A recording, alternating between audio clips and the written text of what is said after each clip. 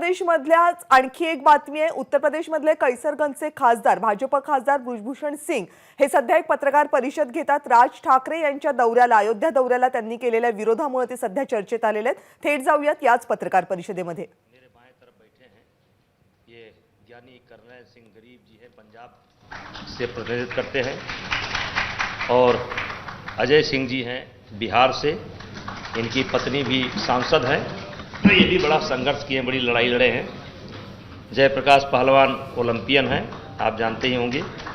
संजय सिंह जी बनारस से हैं। गुड्डू सिंह जी गोंडा से प्रमुख हैं, और देसवाल साहब हमारे मेरठ से हैं। और आप लोगों ने सब लोगों ने सुन रखा होगा, इस समय चर्चा का विषय है। मैंने एक दिन मीडिया में देखा चलते हुए कि राज ठाकरे साहब अयोध्या आना चाहते हैं और उत्तर प्रदेश के यशस्वी मुख्यमंत्री योगी आदित्यनाथ जी से मिलना चाहते हैं। 2-3 दिन मैंने बड़ा सोच विचार किया। फिर मुझे एक कविता याद आई कि नहीं पाप का भागी होता केवल व्याध, पाप करने वाला ही पाप का भागीदार नहीं होता है। सक्षम होते हुए अपने सामने हो रहे पाप को जो रोकने की कोशिश नहीं करता है, वो भी पाप का भागीदार होता है। और इसीलिए चूंकि मैं भारतीय जनता पार्टी का सांसद हूं, पार्टी का स्टैंड क्या हो मुझे मालूम नहीं, तो उस दिन मैंने कहा कि ये मेरा व्यक्तिगत कार्यक्रम है।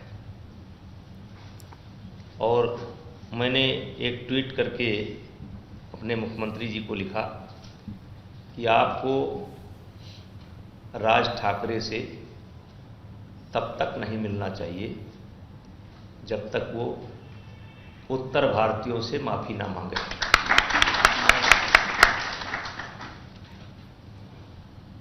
और दूसरा मैंने लिखा, अयोध्या सबकी है, सबको आने का हक है, लेकिन राज ठाकरे बिना माफी मांगे उत्तर भारतीयों से अगर बिना माफी मांगे अयोध्या आएंगे तो हम उनको रोकेंगे, और अयोध्या क्या उत्तर प्रदेश की धरती पर उनको पैर नहीं रखने देंगे जब तक वो माफी नहीं। यहीं से बात शुरू होती है। कुछ मनसे के कार्यकर्ताओं का फोन भी आता है। शुरू में बड़ी अच्छी बात करते हैं, फिर बाद में कहते हैं कि 65% अपराध जो अपराधी हैं वो सब बिहार और यूपी वाले हैं। खैर, मुझको जो जवाब देना था दिए, और मैंने ये आह्वान किया कि तर्क वितर्क मैं नहीं करूंगा। एक लाइन की बात है, ये आपकी धार्मिक यात्रा नहीं है, यह आपकी राजनीतिक यात्रा है। 6 महीने पहले तक आप मोदी जी की आलोचना करते थे, 6 महीने पहले तक आप योगी की आलोचना करते थे। अचानक आपका हृदय परिवर्तन हुआ, आप लीडर बनना चाहते हैं। ये आपकी राजनीतिक यात्रा है, धार्मिक यात्रा नहीं है। और अगर लीडर बनना चाहते हैं तो बनिए, देश का लीडर बनिए, क्या दिक्कत है इसमें। लेकिन आपने जिनको पीड़ा पहुंचाई है, कम से कम उनसे माफी मांग लीजिए। बहुत लंबा करने की जरूरत नहीं है। एक रोज मैंने अयोध्या में साधु संतों की एक बैठक बुलाई। बहुत बड़े पैमाने पर मुस्लिम धर्मगुरुओं को भी बुलाया। अपने आप सब आए, क्योंकि सबसे ज्यादा पीड़ित मेरा इलाका है। सबने मुझे समर्थन दिया। फिर मैंने अयोध्या के साधु संतों की एक मीटिंग बुलाई, उनकी राय जानने के लिए कि आपकी राय क्या है, मुझे क्या करना चाहिए।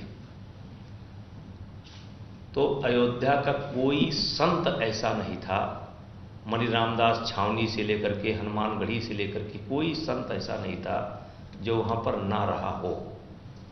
और 1 लाख की भीड़ होगी मात्र 12 घंटे के काल पर। मैं नीचे बैठ गया,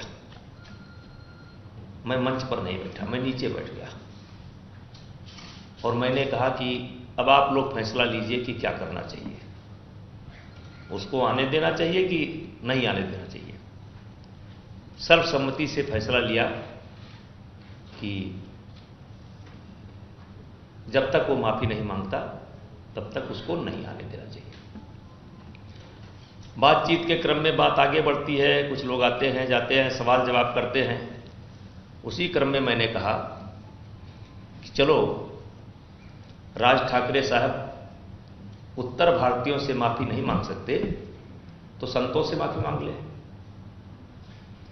फिर बातचीत आगे बढ़ी, मोदी जी की बात आई तो हमने कहा चलो संतों से माफी नहीं मांग सकते तो मोदी जी से माफी मांग लो। फिर बातचीत का क्रम बढ़ा, योगी जी की बात आई तो हमने कहा योगी जी से ही माफी मांग लो, क्योंकि योगी जी मुख्यमंत्री आज हैं, पहले वो संत हैं। उनके गुरु अवैधनाथ जी थे, उनके दादा गुरु दिग्विजयनाथ जी थे। हमने कहा उनसे माफी मांग लो। ये सारी बातचीत मेरी मन से के लोग जो फोन करते हैं उनसे होती है, कुछ मीडिया के माध्यम से होती है। हमने कहा आप उत्तर भारतीयों से माफी मांगोगे नहीं, संतों से माफी मांगोगे नहीं, योगी जी से माफी मांगोगे नहीं, मोदी जी से माफी मांगोगे नहीं, तो क्या हमारे जो घाव हैं उन पर आप नमक छिड़कने के लिए आ रहे हो? हम सब लोग मानते हैं। मैं एक दिन एक बहुत बड़े पत्रकार है उनका डिबेट सुन रहा था, मुझे हंसी आ रही थी। वो मेरी जानकारी पर तरस खा रहे थे कि विभूषण सिंह को कैसी जानकारी है, और मुझे उनकी जानकारी पर तरस आ रही है। वो कह रहे थे कि कैसे ये सबको राम का ही वंशज बता रहे हैं, हम कैसे राम का ही वंशज बता रहे हैं। अब प्रलय के पहले अगर चलें, सतयुग में चलें तो उसका अलग इतिहास है, लेकिन प्रलय के बाद मनु से अगर शुरू करें तो माना जाता है कि मनु से ही सृष्टि की रचना हुई है दोबारा। तो कहीं ना कहीं एक ही माता पिता के सब संतान हैं। और मैं किसी बहस में नहीं पढ़ना चाहता कि कौन धर्म कहां बना, कब बना, लेकिन जन्म से ना कोई ब्राह्मण है, ना जन्म से कोई क्षत्रिय है, ना जन्म से कोई वैश्य है, और ना जन्म से कोई शूद्र है। और कहीं ना कहीं चाहे मुस्लिम समाज के मानने वाले हों, चाहे सिख समाज के मानने वाले हों, चाहे जैन समाज के मानने वाले हों, चाहे ईसाई समाज, सबका एक मानना एक यही है कि परमात्मा एक है। सबका यही मानना है कि परमात्मा एक है। अब मानने का रूप अलग अलग है, लेकिन परमात्मा एक है। तो हमने कहा भाई किसी से माफी मांग लो, तो माफी मांगने को तैयार नहीं। और फिर कि आएंगे क्या करेंगे, फिर कुछ लोग कहने लगे कि ऐसा नहीं है। तो हमने कहा दिल्ली मुझे आना है और देश के कुछ मीडिया बंधुओं का मुझसे मिलना भी चाहते थे। उसके काफ़ी दिन बाद मैं यहाँ आया। अब क्या नहीं करना है, क्या करना है वो तो आगे देखा जाएगा। तो मैं कुछ लोगों को लाया हूँ जो 2008 के बाद सीधे सीधे जो प्रभावित हैं और जिसमें ये महेश यादव, लम्हा सुल्तानपुर। जरा महेश यादव जी यहाँ जाइए,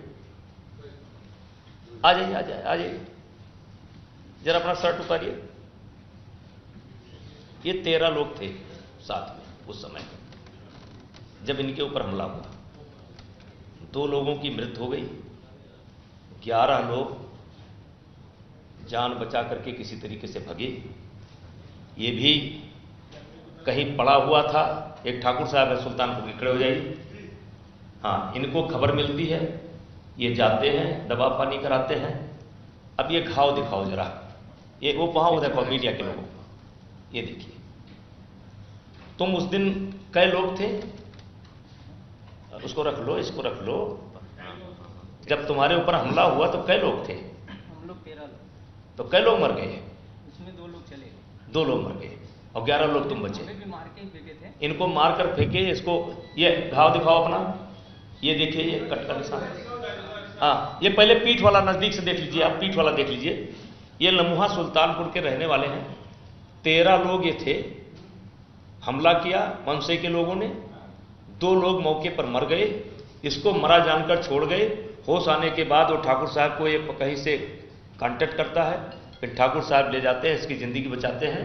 और ये देखिए यहाँ भी गला दे दिए थे, ये है ये। हाँ, ये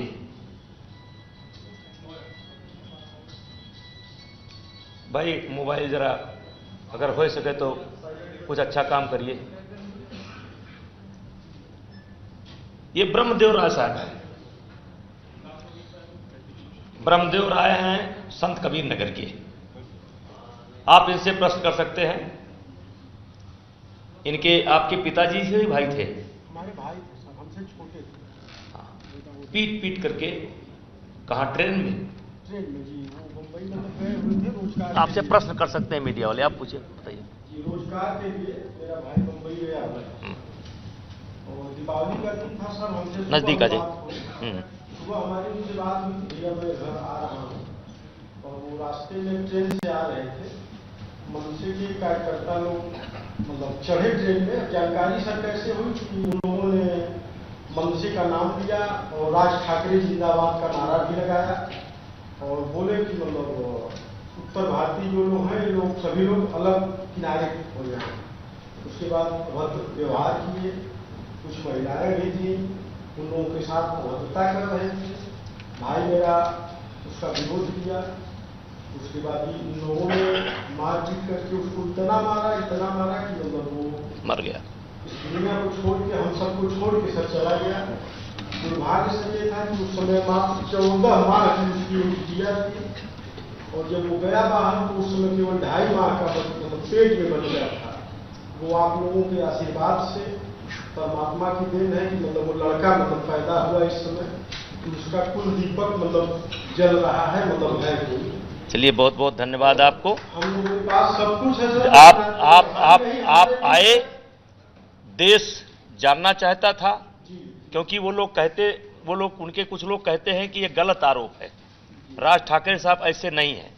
तो आप बैठिए, मीडिया अगर कुछ पूछना हो पूछेगी। और ये सिकंदर खान ऑटो ड्राइवर, हाँ खान साहब आइए आप।